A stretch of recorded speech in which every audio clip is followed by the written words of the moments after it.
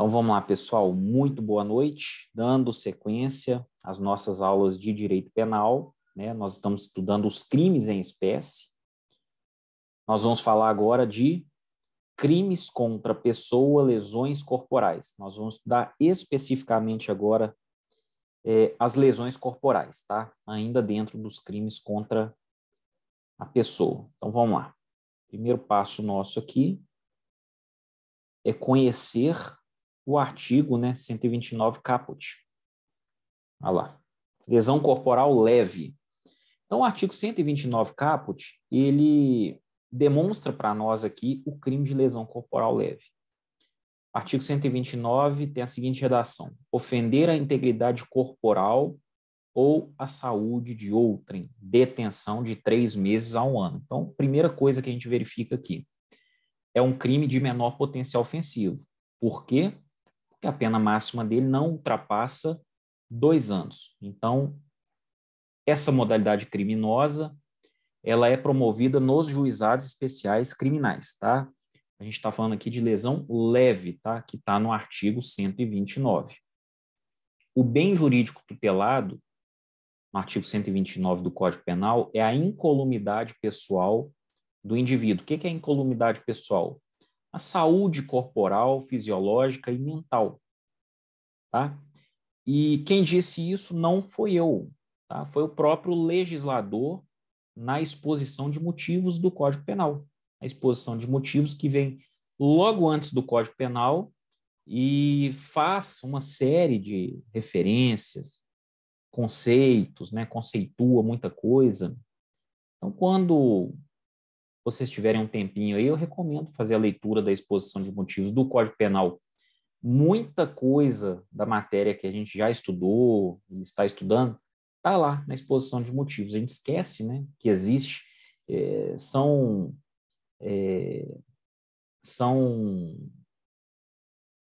situações assim que nós não utilizamos no cotidiano, né, como a leitura de exposição de motivos. E interessante, pessoal, que exposição de motivos ela se configura como uma leitura doutrinária. É uma leitura doutrinária, obviamente, feita, né, pelos próprios legisladores, ou eles próprios, né, redigindo a exposição, ou com outras mãos, né, com outros autores, com outros intérpretes. Mas o fato é que a exposição de motivos não é classificada ou entendida como lei, no sentido amplo, né, mas sim doutrina, tá? E lembrando, gente, que a dor não é uma elementar do crime. Então, para ter lesão corporal, não há necessidade da pessoa sentir dor, tá? Exemplo, né? Raspar o cabelo de alguém de forma forçada. É lesão corporal? É lesão corporal. É grave? Não. Por que não é grave? Porque a gente vai ver o que é lesão corporal grave. O que não é grave ou gravíssima vai ser necessariamente leve, tá? Se não é grave ou gravíssima, vai ser leve. E raspar o cabelo de alguém ofende a integridade corporal de uma pessoa? Sim. Não é? A saúde corporal? Não. Saúde corporal, não. Fisiológica? Talvez. Talvez. E mental? Mental, com certeza, sim. Ninguém quer perder o cabelo à força, não é? Sujeitativo do crime de lesão corporal leve é qualquer pessoa. É um crime comum, pode ser praticado por qualquer indivíduo, tá? E o sujeito passivo também é qualquer pessoa, exceto nas situações de aceleração do parto e aborto, porque nas situações em que a vítima é uma mulher e em decorrência da lesão corporal houve uma aceleração de parto ou aborto, a vítima tem que ser uma mulher gestante. Então, a regra para o sujeito passivo no crime de lesão corporal é que se trata de um crime comum. Qualquer pessoa pode ser vítima, exceto nessas situações, que, aliás, nem estão demonstradas aqui no artigo 129 caput, mas estão nos parágrafos 1º e 2º, né? A lesão corporal de natureza grave e gravíssima, tá? Lembrando que o direito penal não pune a autolesão, que é autolesão? Eu mesmo me lesionar, eu mesmo cortar o meu braço, eu não serei punido por ter cortado o meu próprio braço. Ou eu fui muito longe, né, cortar o braço, mas enfim, dar um arranhão no seu braço, quebrar o seu dedo de maneira proposital, né? Então, a autolesão não é punida. Só que a gente tem que ter um cuidado, tá? A autolesão pode ser um meio utilizado para a prática de outros crimes. O mais comum é o estelionato. Quem nunca ouviu falar, né, pessoal, nos exemplos dos livros, né, de direito penal, do sujeito que amputa um braço para receber o dinheiro do seguro. Coloca um seguro, né, um valor de sinistro lá nas alturas, espera o prazo mínimo e corta uma mão, corta um braço. Isso acontece, por incrível que pareça, tá? E aí nós estamos diante de um estelionato. Tá? Vamos lá. Lesão corporal uma coisa, vias de fato é outra. Ok? Lesão corporal é crime. Vias de fato é contravenção penal. Vias de fato não é crime. Vias de fato é uma contravenção penal. Lembrando, mais uma vez, o que é contravenção penal? A doutrina chama de crime anão, né? Delito liliputiano, em razão de serem modalidades extremamente brandas, todas elas dentro, todas não, a maior parte ou praticamente todas as contravenções penais dentro da lei das contravenções penais, uma outra contravenção que não estão na lei. Aliás, a lei, a maior parte dela está revogada de forma expressa ou tácita, mas enfim, as vias de fato. Peraí, deixa eu desligar meu celular aqui que ele está tocando. As vias de fato, ela é uma modalidade mais branda de conduta. Tanto é que não é penalizada na modalidade de reclusão, mas somente de detenção. Qual é o reflexo disso? A pena inicial nunca será privativo de liberdade. Ela vai ser no máximo mesmo, a semi-liberdade. Beleza? O regime semiaberto. No máximo. Ou, na maior parte dos casos, regime aberto ou até mesmo situações alternativas, né? Penas alternativas de direito. E lembrando que, especificamente aqui para a nossa aula agora, né? A diferença de lesão corporal para vias de fato é que nas vias de fato, o agente ele não tem nem mesmo a intenção de causar um dano à incolumidade pessoal da vítima. A intenção não é exatamente causar um dano à incolumidade pessoal. Claro que isso, por via reflexa, pode acontecer, mas não vai acontecer necessariamente. Por exemplo, um empurrão, um puxão de cabelo, até um tapa na cara, que tem mais efeito moral do que propriamente de lesão à integridade corporal, pessoal. Então, são situações em que o objetivo principal não é lesionar, diferente da lesão. A lesão corporal é para lesionar. Eu vou bater, eu vou agredir. Nas vias de fato, não. Eu quero reduzir aquela pessoa. Eu vou dar um tapa na cara dela. Eu vou dar um empurrão. Eu vou jogar ela para fora ou para dentro. Eu vou puxar o cabelo dela. A intenção é reduzir a pessoa, não necessariamente lesionar. Mas a lesão pode ser uma consequência da conduta, tá? E aí a gente vai estudar agora a lesão corporal de natureza grave. Tudo que não é grave e nem gravíssima vai ser leve, tá? Vai estar lá no caput. Então, é importante a gente analisar, né? Quando a gente tem um caso concreto, vamos ver, será que essa lesão é grave? Será que essa lesão é gravíssima? A gente precisa analisar, para depois ver se ela é leve, tá? Então, se resulta incapacidade para as ocupações habituais por mais de 30 dias, a lesão é grave. E o que é incapacidade para as ocupações habituais por mais de 30 dias? Primeira coisa, pessoal, mais de 30 dias é, no mínimo, 31 dias. Então, se o sujeito fica incapacitado das suas ocupações habituais por 30 dias, essa lesão não tem natureza grave. É uma lesão leve, porque não corresponde à lei. A lei fala por mais de 30 dias. E mais de 30 dias é, no mínimo, 31 dias, tá? E ocupações habituais, pessoal, muita gente analisa assim, trabalho, a função dele.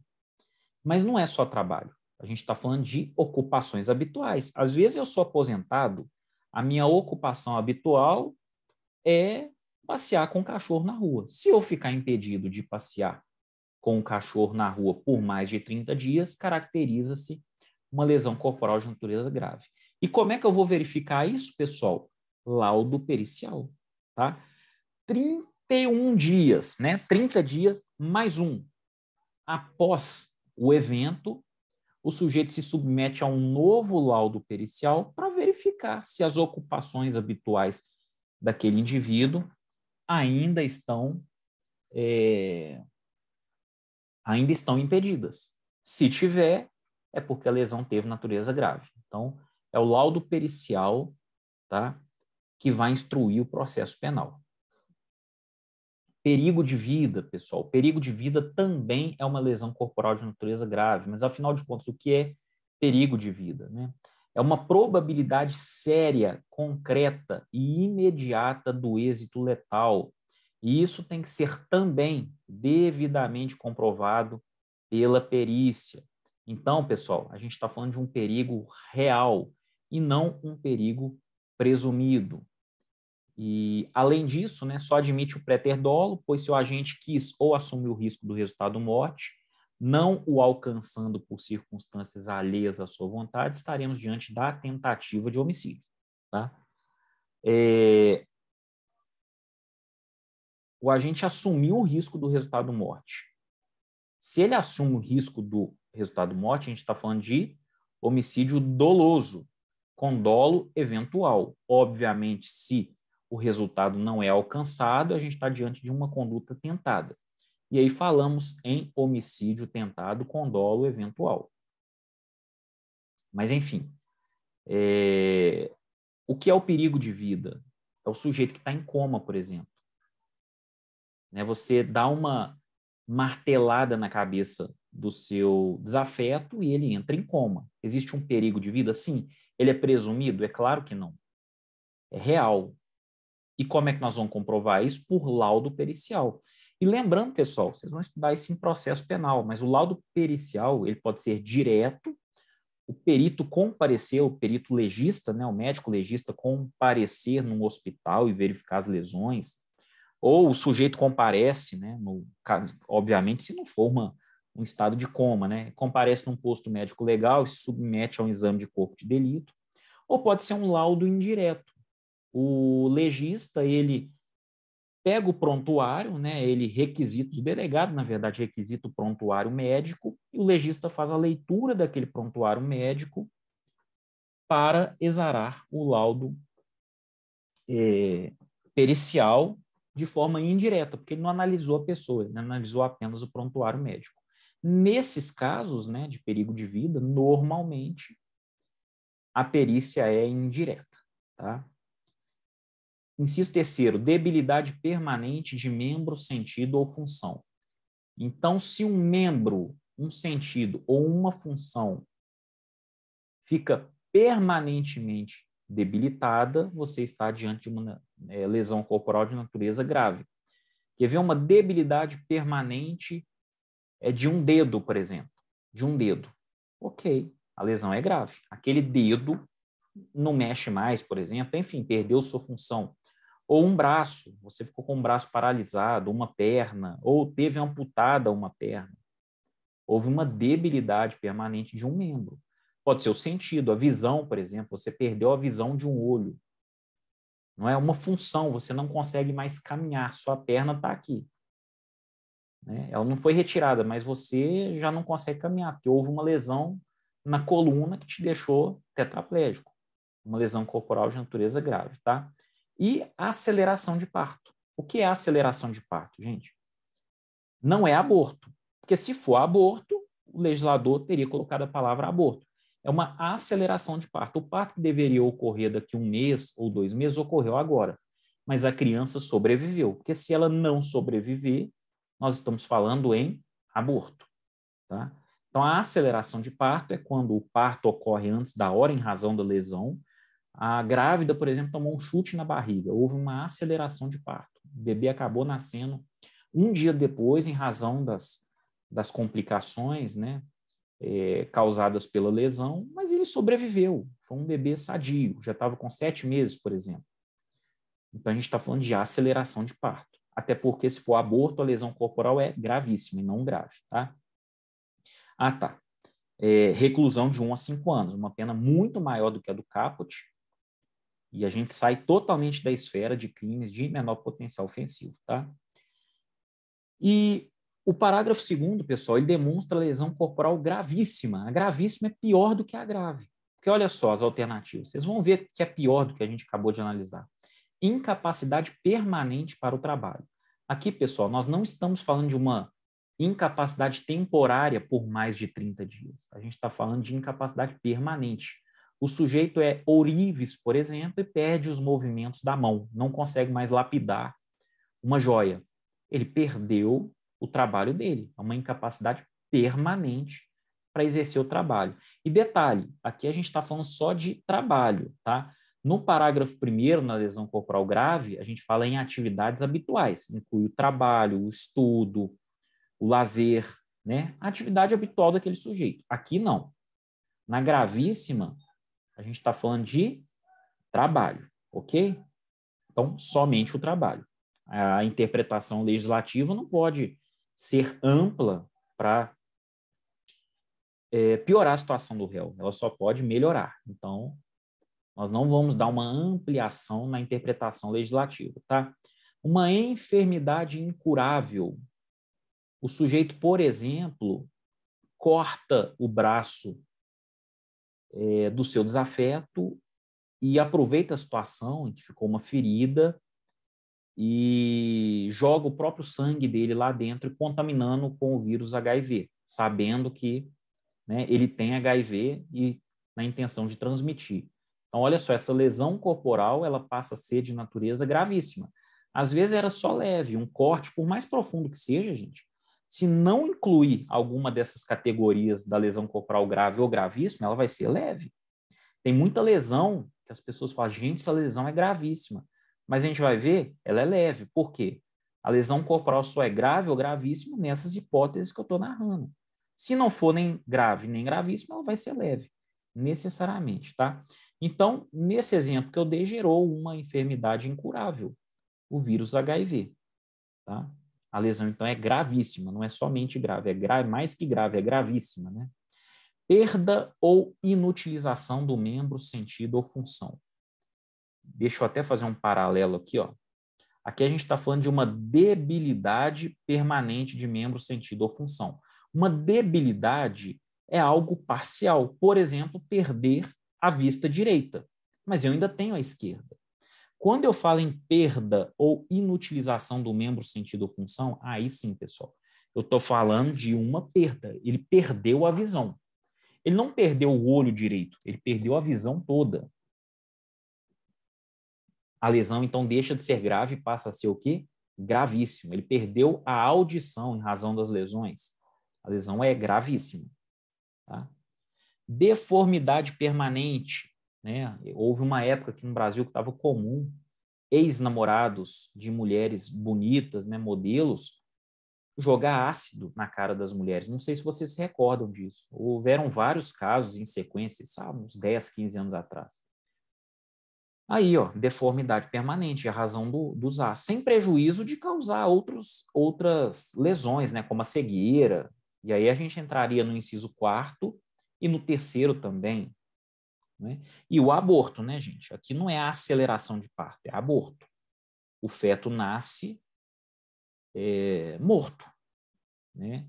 Então, aqui, ou morre logo na sequência. Então, a gente teve o quê? Um aborto. Então, a lesão é gravíssima. Tá? Por isso, a pena aqui é maior. Reclusão de 2 a 8 anos. 2 a 8 anos. E lembrando, pessoal, da conduta pré-ter-dolosa. O que é o pré-ter-dolo? É o dolo no antecedente e culpa no consequente. Então, é a famosa lesão corporal seguida de morte, porque o dolo não é de matar. O dolo é de lesionar. mas a lesão foi tão grave ou tão gravíssima que o sujeito veio a óbito. Tá?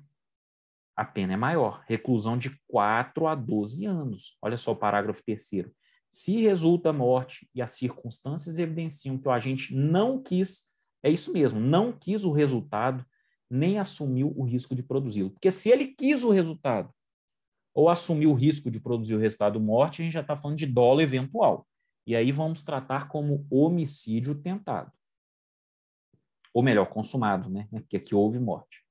A gente vai tratar como homicídio consumado na modalidade o quê? De dolo eventual. O sujeito não quer matar, mas ele assume o risco do resultado provocado por sua conduta.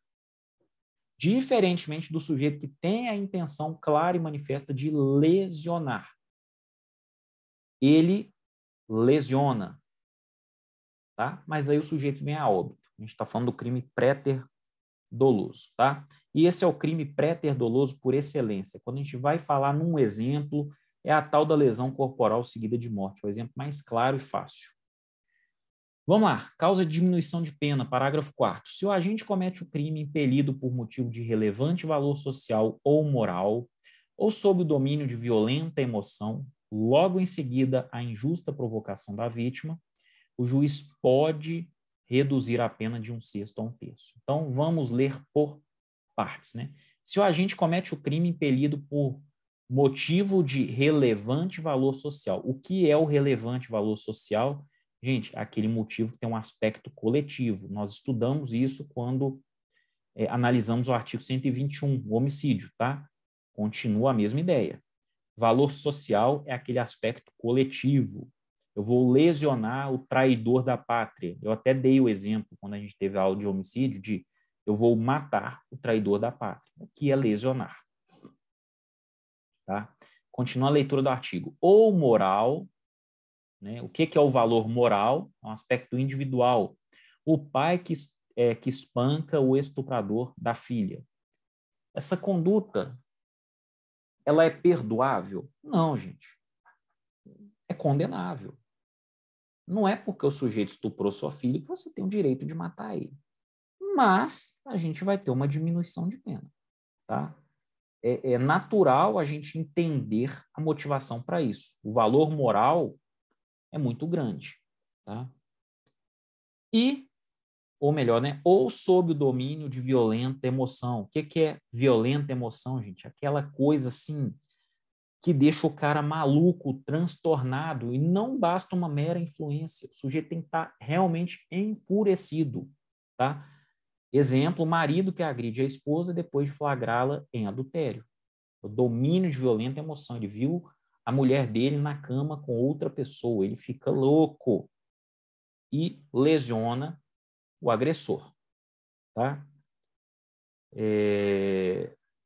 Esse parágrafo 4º ele é aplicado tanto na lesão corporal de natureza leve, a grave ou a gravíssima. Tá? Nesses casos, o juiz pode o quê? Reduzir a pena de 1/6 a 1/3. Tá? Em razão desses aspectos, né, desse valor moral, desse valor social e desse domínio de violenta emoção. Substituição da pena, vamos lá.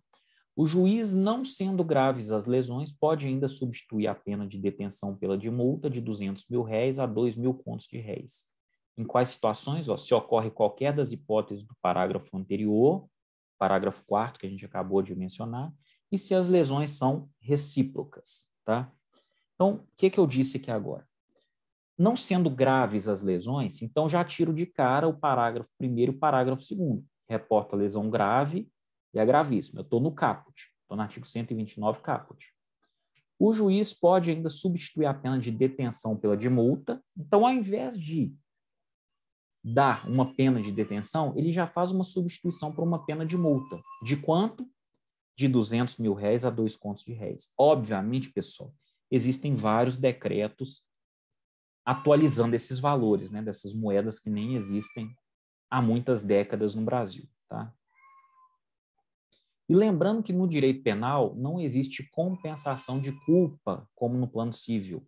Então, se eu bato, agrido alguém, e alguém bate em mim, me agride, Nós não vamos anular as condutas. Oh, você me agrediu, eu te agredi, nós vamos anular. Não, nós não vamos anular. Cada um vai responder na medida de sua culpabilidade.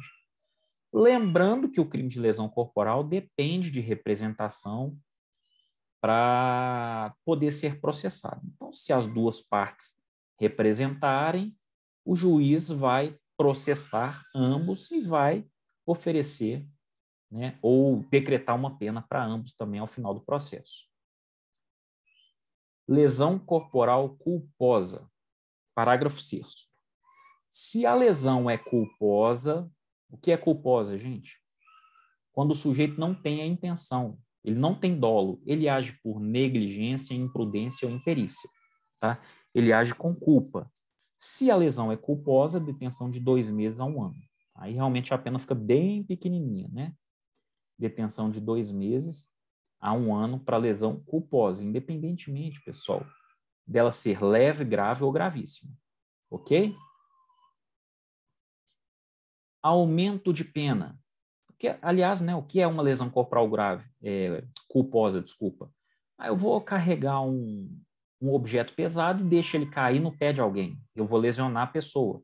Mas eu simplesmente fui negligente na minha conduta. Era um objeto muito pesado, eu podia ter solicitado ajuda, fui tentar fazer sozinho, me achando bonzão, lesionei outra pessoa, lesão corporal culposa. Tá? Aumento de pena, gente. Aumenta-se a pena de 1/3 se ocorrer qualquer das hipóteses dos parágrafos 4º e 6º do artigo 121 deste Código Penal. Vamos ler, ó. No caso de lesão dolosa ou mesmo préter-dolosa, incide a causa de aumento se o crime é praticado contra pessoa menor de 14 anos ou maior de 60 anos, ou se o crime for praticado por milícia privada sob pretexto de prestação de serviço de segurança ou por grupo de extermínio, cabendo as mesmas considerações feitas no estudo do crime de homicídio. Então, a gente já estudou isso aqui no homicídio, né, os parágrafos 4º e 6º. Aquelas situações também são apenadas aqui com a causa de aumento de 1/3, tá? Perdão judicial. O que é o perdão judicial, né? Aplica-se a lesão culposa disposto no parágrafo 5º do artigo 121. E o perdão judicial está lá, no artigo 121, parágrafo 5º. O que ele menciona? Se a lesão for culposa, porque no caso lá do artigo 121 fala morte, né? Se a morte for culposa, mas para nós aqui é lesão. Se a lesão for culposa, há a possibilidade de se reconhecer o perdão judicial nas mesmas hipóteses cabíveis ao homicídio culposo, ou seja, se as consequências da infração atingirem o próprio agente de forma tão grave que a sanção penal se torne desnecessária. Lá, quando a gente estudou o homicídio, eu dei o exemplo do sujeito dando uma ré no carro dele dentro de um condomínio fechado. Aí, por que dentro de um condomínio fechado? Para não falar que aplica-se o CTB, né, o Código de Trânsito Brasileiro, que eu estava estudando o artigo 121, nós estávamos estudando, né, o artigo 121. Então, dentro de casa ou dentro do condomínio, não é o CTB. A gente vai para a regra geral. O sujeito deu uma ré no carro e matou o próprio filho, né? Não tem dor pior do que perder o filho, e ainda mais o próprio pai tirando a vida dele. A lesão corporal, né, que for graciada, né, com o perdão judicial é uma situação semelhante. O pai que acaba lesionando, machucando o filho, isso aqui vale para leve, para grave, para gravíssima, tá? Ele pode receber o perdão judicial, né, a depender do caso concreto, obviamente. O perdão judicial sempre será analisado no caso concreto. Lesão corporal leve qualificada pela violência doméstica e familiar. Esse parágrafo 9º é muito famoso, não é, gente? E a redação dele é da Lei 11.340 de 2006, mais conhecida como Lei Maria da Penha. Então, olha só, se a lesão for praticada contra ascendente, descendente, irmão, cônjuge ou companheiro, ou com quem conviva ou tenha convivido, ou ainda prevalecendo-se o agente das relações domésticas de coabitação ou de hospitalidade, pena de detenção de 3 meses a 3 anos. Então, aqui a gente está falando de violência doméstica.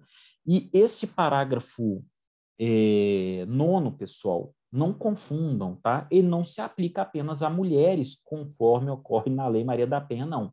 Aqui é violência doméstica de modo geral, mesmo que a vítima seja um homem, tá? Eu só não vou aplicar a Lei Maria da Penha. Se a vítima for homem, eu não aplico, tá? Se a vítima for mulher, eu vou aplicar a Lei Maria da Penha. Simples assim. Então, aqui nós estamos nos referindo à violência doméstica.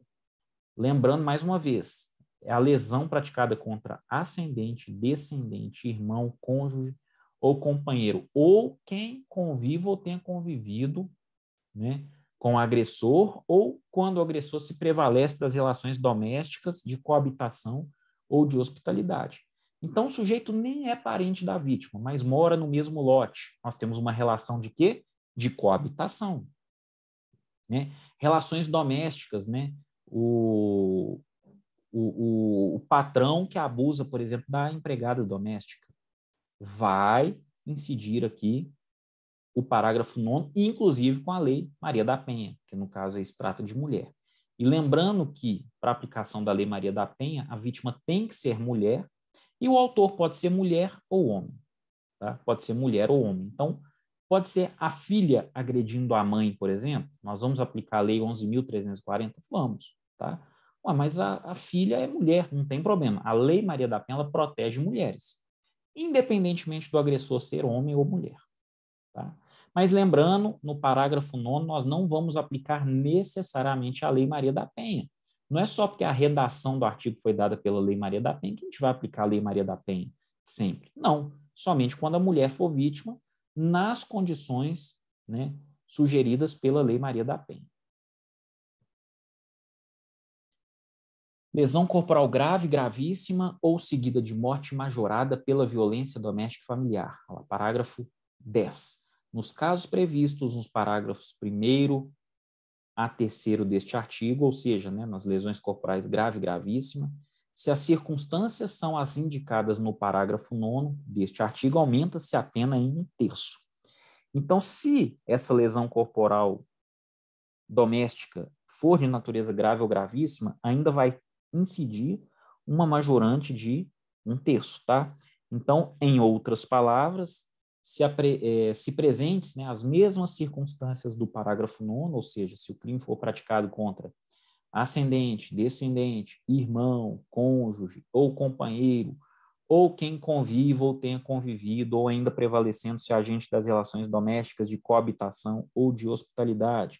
Em todos esses casos, nós teremos um aumento de 1/3 da pena, né, da lesão corporal de natureza grave, gravíssima ou da lesão corporal seguida de morte. E a lesão corporal leve no ambiente doméstico e familiar contra pessoa portadora de deficiência. Aí nós vamos para o parágrafo 11. Na hipótese do parágrafo 9º deste artigo, a pena será aumentada de 1/3 se o crime for praticado contra pessoa portadora de deficiência. Então, no parágrafo 9º, na violência doméstica, né, constata-se que a vítima é portadora de deficiência. Temos mais uma causa de aumento. Mais uma. Ok? E se a lesão for gravíssima, ou grave, ou seguida de morte, vamos aplicar o 10 também. Ah, mas pode aplicar dois para... Claro, não há limitação nenhuma, pessoal. Nós vamos aplicar, então, o 9º, o 10º e o 11º, tá? E lembrando que para incidir o aumento de pena, é imprescindível que o agente tenha conhecimento de que a vítima é portadora de deficiência. Se ele não sabe, né, gente, a gente não vai impor essa majorante, porque o direito penal não compactua com a responsabilidade objetiva. A responsabilidade ela tem que ser subjetiva. Tá? Então, tem que estar na esfera de conhecimento do agressor, a debilidade, tá? A deficiência. Lesão corporal contra a autoridade ou agente de segurança pública, parágrafo 12. Né? Se a lesão for praticada contra a autoridade ou agente descrito nos artigos 142 e 144, quem são esses agentes do 142 e 144, gente? No 142, os agentes da Segurança Nacional. Ou seja, quem compõe o Exército, Aeronáutica, Marinha, tá? E no 144, os agentes da segurança pública, aí policiais civis, militares, bombeiros, policiais federais, rodoviários federais, florestais e assim por diante, tá? Policiais penais. Integrantes do sistema prisional e da Força Nacional de Segurança Pública no exercício da função ou em decorrência dela, ou contra seu cônjuge, companheiro ou parente consanguíneo até terceiro grau, em razão dessa condição, a pena é aumentada de 1 a 2/3. Então, a mesma regra que nós estudamos no homicídio, pessoal, vai ser também utilizada aqui para lesão corporal. Então, se o crime é praticado, né, em face de um agente público, por exemplo, em razão da sua profissão, esteja ele no trabalho, né, em serviço ou não, nós teremos essa causa de aumento também, podendo acumular com outros parágrafos, tá? Vários. A lesão corporal é grave, então vai o parágrafo 1º, acumulado com 12. Tá? E se for contra um parente também desse agente de segurança pública, um ascendente, um descendente, um companheiro, né, conforme consta na lei, a gente vai ter essa causa de aumento também, tá? 1 a 2/3, é uma causa de aumento variável, né? De 1 a 2/3. A ação penal cabível, já adiantei, em regra, ela é pública incondicionada. Mas no caso de lesão corporal leve, por exemplo, no artigo 129 caput, e na lesão corporal de natureza culposa, é necessário o oferecimento de representação da vítima. Então, a ação penal ela fica sujeita à representação da vítima ou do representante legal da vítima.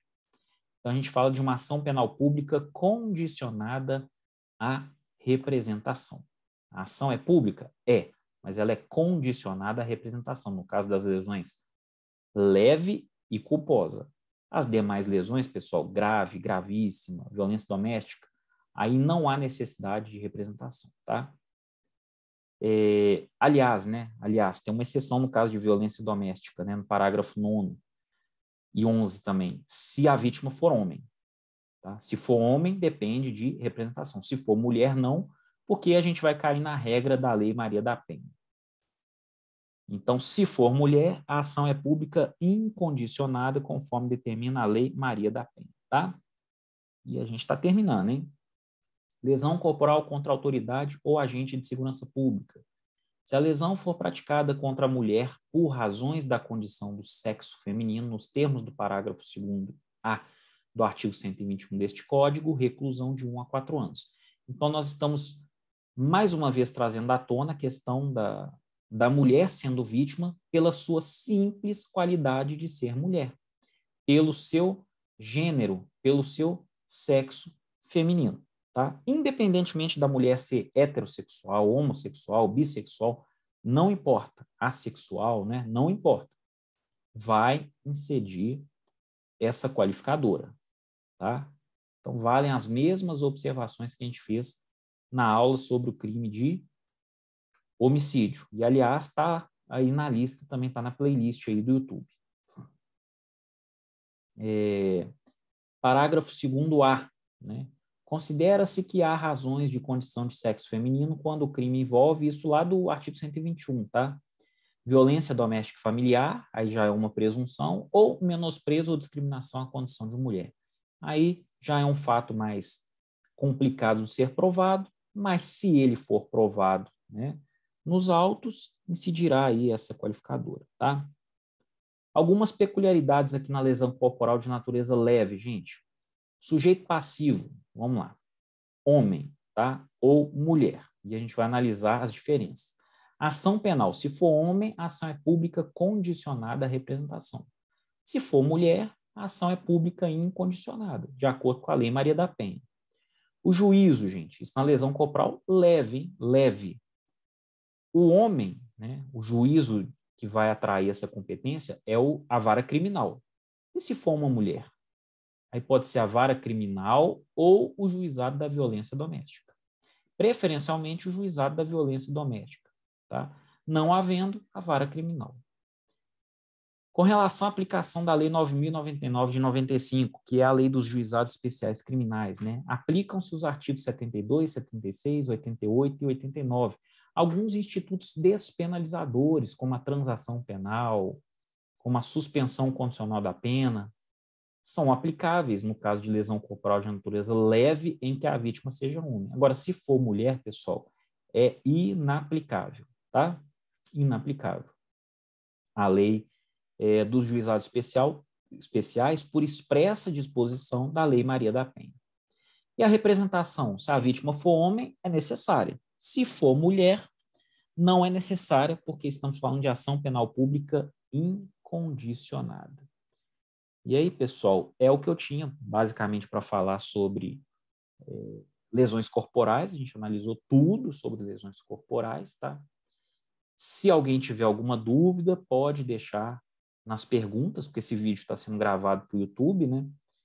Pode deixar nas perguntas que eu vou responder oportunamente.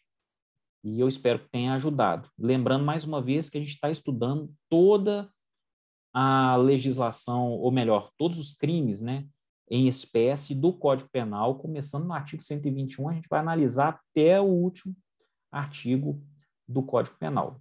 Beleza? Todas as aulas serão gravadas né, e disponibilizadas no canal do YouTube. Beleza, pessoal? Então, eu agradeço bastante a atenção de todos vocês e eu vou paralisar a gravação aqui. Um grande abraço, boa noite.